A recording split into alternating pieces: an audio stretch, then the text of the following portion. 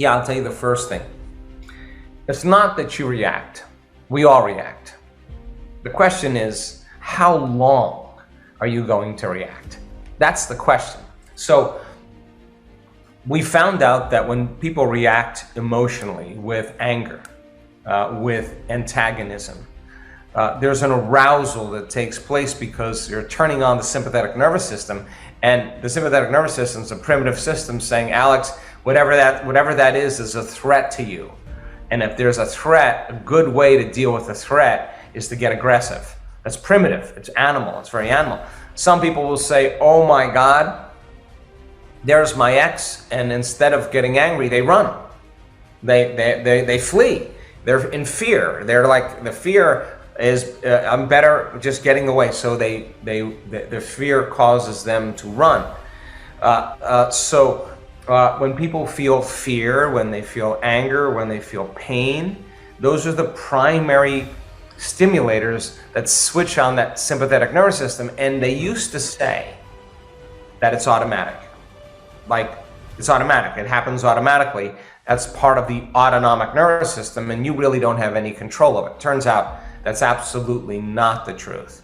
So first thing is learning how to shorten your response to the emotional reaction. So if you have an event that happens to your life, in your life, and I say, Alex, why are you so mad today? And you say, oh, it's because of this situation and this person, and this happened this way. And I would say, oh my gosh, do you mean that person or that circumstance is controlling the way you feel and the way you think? Now, anything that's controlling the way we feel and the way we think makes us victims, whatever that is. Now, that's okay, but if you keep that emotional reaction going on for hours or days, and I say to you, Alex, it's 5 days, what's up? And you say to me, I'm upset from something that happened to me 5 days ago, I'd say you have a mood. You're in a mood.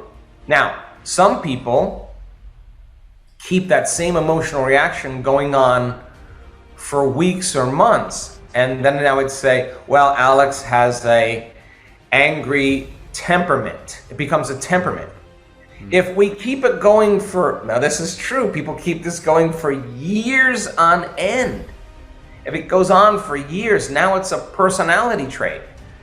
So here's the weird part about it. You ask that person who's been angry for years why they're angry. And they'll recall an event from 10 years ago, or a series of events from 10 years ago. Yeah, and the childhood. And the research on the memory says that 50% of that story isn't even the truth. They can't even remember the truth. They embellish the story and make it sound worse than it really was to excuse themselves from changing. Now, what we tell people is forget the event. Doesn't matter. The details of the event doesn't. What matters is learning how to overcome the emotion. So when you're sitting in a meditation and all of a sudden out of nowhere your body starts getting aroused and it starts getting frustrated and it starts getting angry, and people say, I'm doing my meditation wrong. You know what I say to them? No. You're doing it right, because that has to come up. So when the anger and the frustration comes up and a person's in a meditation, they have one of two choices: to quit, which is what they've always done. But if you're sitting with 1,500 people and no one else is quitting, you're not going to quit. And if I teach you how to lower the volume to that emotion, and I teach you a way to change that, every time you settle the body back down into the present moment and lower the volume to that anger, that's a victory, because you're telling the body it's no longer the mind, that you're the mind. Now, it'll go, well, what about this circumstance? And what about that? And it'll get aroused again. And then you notice it, and instead of turning on the TV or getting on your cell phone or getting on the social media, you lower the volume again. Now, this is the work. It turns out every time you do that victory, you're telling the body that it's no longer the mind, that you're the mind, and then all of a sudden it wants to get up and go. It's busy, it's got things to do, and and you become aware that it wants to do that, and you bring it back to the present moment, you're executing a will that's greater than the program. Now, it turns out if you do this enough times, sooner or later the body surrenders. Sooner or later the body acquiesces. It says, I'm no longer the mind, Alex is the mind. And when that occurs, there's a liberation of energy. That anger, that frustration literally turns into energy. It's released into the field as information. Now, you return back into your life and you see the same person or the same circumstance, your response to them is going to be much less. Why? Because you took care of it within you. You're not trying to fix it out there, it's just that your response is different.